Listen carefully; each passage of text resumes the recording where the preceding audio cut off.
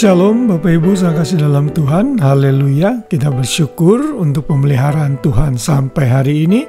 Dan hari ini kita mulai memasuki bulan yang baru lagi di tahun 2025, bulan Juni.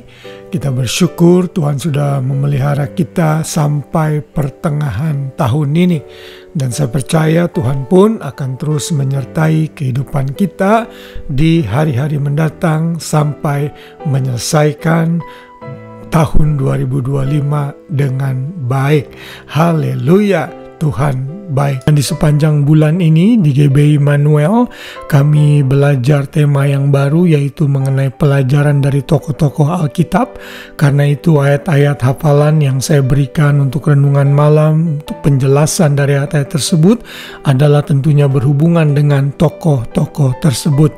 Dan hari ini kita akan belajar dari satu tokoh yang dicatat dalam Ibrani 11, yaitu mengenai saksi-saksi iman yang dimulai dari Habel. Kita akan membaca dalam Ibrani pasal yang ke-11 ayat yang ke-4 yang berbunyi demikian. Karena iman, Habel telah mempersembahkan kepada Allah korban yang lebih baik daripada korban Kain. Dengan jalan itu ia memperoleh kesaksian kepadanya bahwa ia benar, karena Allah berkenan akan persembahannya itu, dan karena iman ia masih berbicara sesudah ia mati. Puji Tuhan, pada hari ini kita belajar renungan malam dengan judul Habel orang benar. Tentunya kisah ini bisa kita baca kembali dalam Kejadian pasal yang keempat, khususnya ayat 4 ke 5, di mana Kain dan Habel mempersembahkan korban.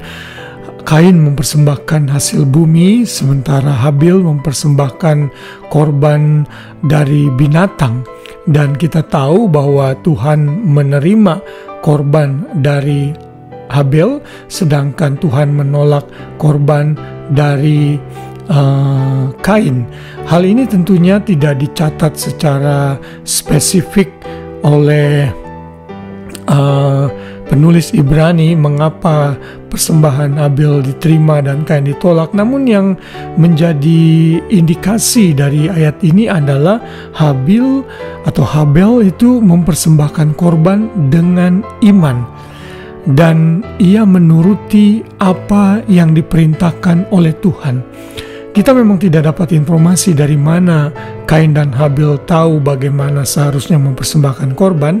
Mungkin dari Adam orang tuanya yang mengajarkan kepada mereka, dan tentunya Adam mendapat informasi ini dari Tuhan sendiri bagaimana mempersembahkan korban. Karena kita tahu waktu Adam jatuh dalam dosa dan Hawa, Tuhan mengcover atau menutupi ketelanjangan mereka dengan kulit binatang, sementara Adam dan Hawa berusaha menutupi diri mereka dengan daun-daunan. Mungkin disinilah terdapat indikasi bahwa Tuhan menghendaki korban yang harus diberikan kepada Tuhan adalah harus ada kematian dari binatang. Karena itu Habel melakukannya dengan iman. Karena iman ini Habel membuktikan dalam ketaatannya melakukan apa yang Tuhan perintahkan. Karena ketaatannya ini, maka Habel dinyatakan sebagai orang benar. Dalam bahasa Inggrisnya itu dinyatakan he was righteous. Kita tahu bahwa kebenaran yang manusia terima harus doleh iman. Kita tahu Roma pasal 4 ayat 4-8 menyatakan bahwa orang benar akan hidup oleh iman. Dan Habel menyatakan imannya dalam ketaatannya, melakukan persembahan seperti yang Tuhan perintahkan, baik itu korbannya maupun prosedurnya. Sedangkan Tuhan tidak mengindahkan Kain.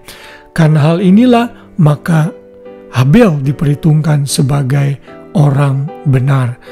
Apa yang dipersembahkan oleh Habel menggambarkan ketaatannya, menggambarkan imannya kepada Tuhan. Karena itulah Habel dimasukkan ke dalam salah satu pahlawan iman, saksi-saksi iman yang dicatat di dalam Ibrani pasal 11. Pada hari ini melalui tokoh Habel kita belajar bahwa kita harus hidup oleh iman. dan iman kita harus ditunjukkan dengan ketaatan kita kepada Tuhan. Saat kita taat, maka kita menunjukkan iman percaya kita. Karena kitab Yakobus menyatakan iman tanpa perbuatan adalah mati. Iman harus dibuktikan dengan perbuatan yang konkret. Mari kita mengikuti teladan hidup Habel sehingga kita hidup di dalam takut akan Tuhan, hidup dalam ketaatan sehingga akan merefleksikan iman percaya kita. Puji Tuhan, biar firman Tuhan malam hari ini menemani tidur kita dan memenuhi hati kita sehingga kita diubahkan menjadi pribadi yang lebih baik lagi dengan belajar tokoh-tokoh Alkitab, dan malam ini kita belajar dari Habel. Kiranya Tuhan memberkati kita semua. Selamat malam, selamat beristirahat. Biar damai sejahtera Kristus memenuhi hati kita, memenuhi pikiran kita, dan besok pagi kita bisa bangun dengan tubuh jiwa raga yang sehat setiap pagi. Haleluya, Tuhan memberkati kita semua. Shalom.